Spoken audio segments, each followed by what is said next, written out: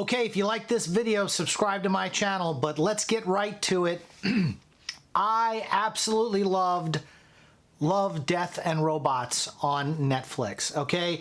Look, it's a series of short films, and they're all animations. Absolutely fantastic. Tim Miller is the creator of this series. He's also the director of the original Deadpool and the new Terminator Dark Fate. So I was really excited about this because it made me feel and it reminded me of Heavy Metal, which was the old animation that came out back in the day it took sci-fi fantasy and did all sorts of really cool stuff, but made it like rated R for adults. And it was really, really cool. So when I kept seeing the promos for Love, Death, and Robots on Netflix, I was like, okay, I have to watch this. So I watched them all, but there's some standout ones that I want to talk about. And what's really cool is the commitment is not that much. So you can watch, they're like 17 minutes, 10 minutes, 12 minutes. So like, you know, you're getting an oil change, pull out your phone, watch an episode, right? You got a little time to kill. It's like the commitment's not big, like you have to watch a 2-hour movie. So if you just want to check out some videos, Love, Death, and Robots rocked out. But I wanted to point out a couple of ones that really stood out for me. There was this one called The Witness, which was really, really good.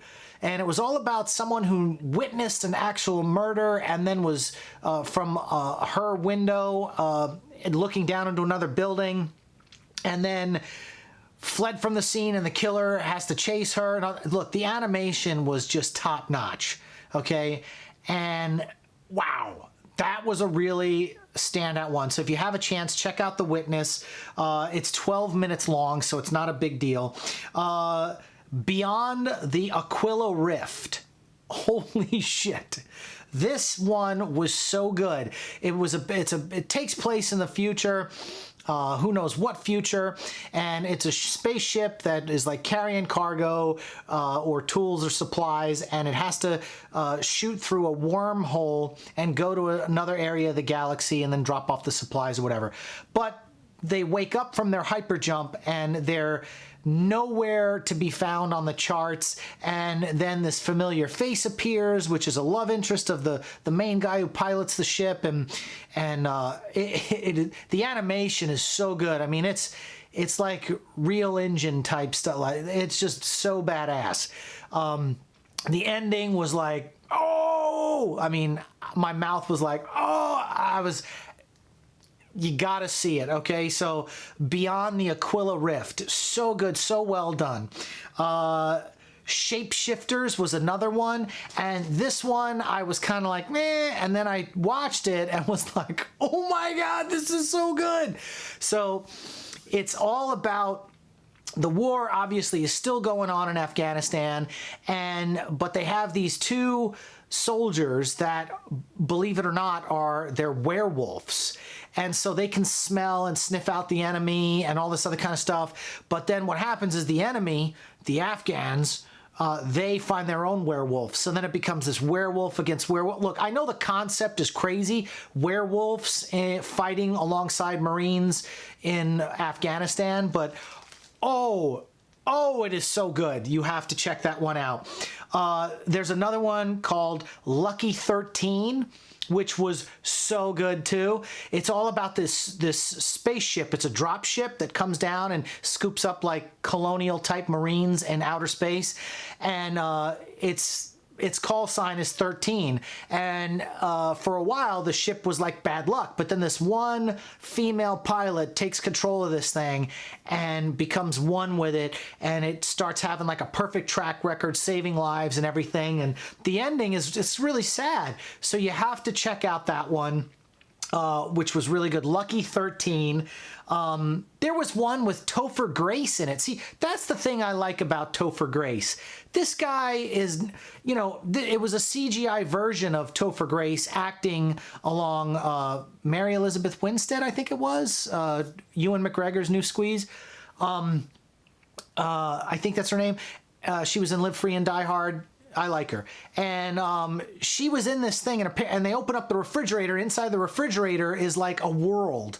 And so they're mesmerized, you know, eating popcorn, making sandwiches, and watching this world start from like the Stone Age all the way up through civilization until there's like the Big Bang type thing that goes on. And anyway, look, I don't want to spoil all that either, but I love that Topher Grace is putting himself out there and letting them do a CGI version of himself. Probably wore a mocap suit and all that stuff with dots on his face.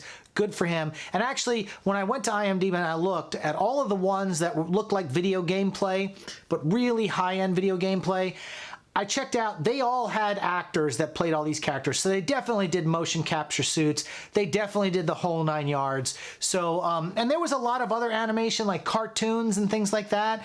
And ones that were fully animated like robots and stuff. And I liked all those.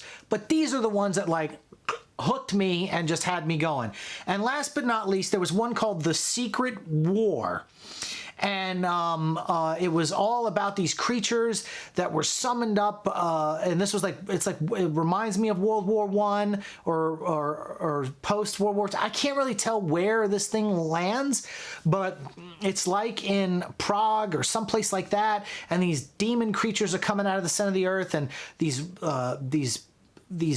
like soldiers have to band together from all these different type of areas of the world and fight these demons, and it was really good, really good. There was another one called The Alternate Histories, and it was all about, you ever hear where people say, well, you know, if we could always go back in time, if we could kill Hitler, you know, how would it all have turned out? How would the world have turned out if somebody could go back in time and kill Hitler? Well, this one was all about this animated Hitler and people coming back in time and killing him, and then showing what the world would look like post the death of an animated Hitler.